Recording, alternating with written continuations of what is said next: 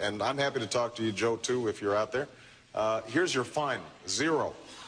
You won't pay a fine because as I said in our last debate, and I'll repeat, John, I exempt small businesses from the requirement for large businesses that can afford to provide health care to their employees but are not doing it. I exempt small businesses from having to pay into a kitty. But large businesses that can afford it, we've got a choice. Either they provide health insurance to their employees or somebody has to. Right now what happens is those employees get dumped into either the Medicaid system, which taxpayers pick up, or they're going to the emergency room for uncompensated care, which everybody picks up in their premiums. The average family is paying an additional $900 a year in higher premiums because of the uninsured. So here's what we do. We exempt small businesses. In fact, Joe, if you want to do the right thing with your employees and you want to provide them health insurance, we'll give you a 50% credit so that you will actually be able to afford it.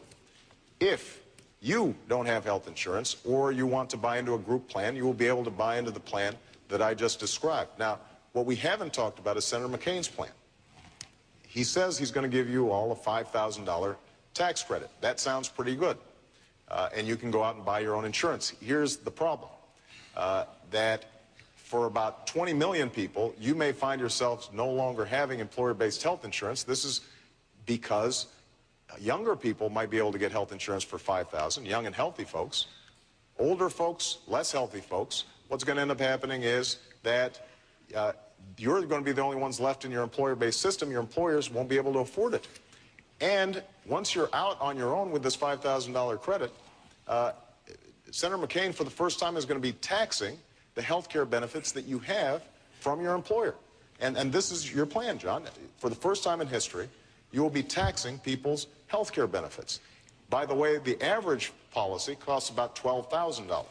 So if you got $5,000 and it's going to cost you $12,000, that's a loss for you. Last point about Senator McCain's plan is that insurers right now, the main restrictions on what they do is primarily state law.